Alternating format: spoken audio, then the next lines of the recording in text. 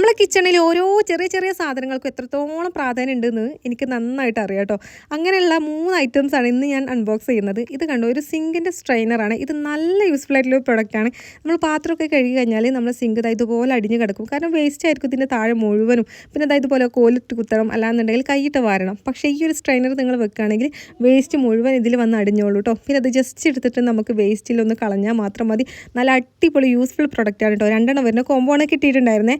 അടുത്ത് കാണിക്കുന്നത് ഇതൊരു ചോക്ലേറ്റ് മോൾഡാണ്. സിലിക്കോൺ ആണ് കേട്ടോ മെറ്റീരിയൽ വന്നിട്ടുള്ളത്. ചോക്ലേറ്റ് മാത്രമല്ല, നമുക്ക് ഐസ് ക്യൂബൊക്കെ ഉണ്ടാക്കിയെടുക്കാൻ പറ്റും. നല്ല അടിപൊളി ഫ്ലവർ ഡിസൈനിലാണ് കേട്ടോ. നല്ല ക്വാളിറ്റി ഉണ്ട്.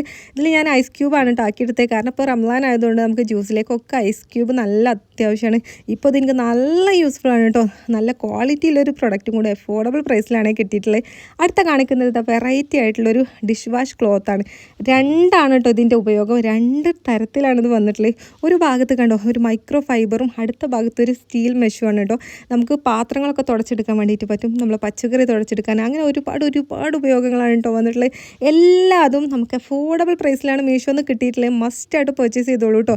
എന്തായാലും യൂസ്ഫുൾ ആയിരിക്കും. നിങ്ങൾക്ക് ആർക്കെങ്കിലും ഇതൊക്കെ പർച്ചേസ് ചെയ്യണമെന്നുണ്ടെങ്കിൽ നമ്മളെ പേജ് ജസ്റ്റ് ഒന്ന് ഫോളോ ചെയ്തിട്ട് ലിങ്ക് ഒന്ന് കമൻറ്റ് ഇട്ടാൽ മതി കേട്ടോ. ഫോളോ ചെയ്യാൻ കൂടെ മറക്കരുതേ. അപ്പോൾ ഇതുപോലത്തെ ഒരുപാട് യൂസ്ഫുൾ ആയിട്ടുള്ള വീഡിയോസായിട്ട് ഇനി നമുക്ക് കാണാം. അതുവരെ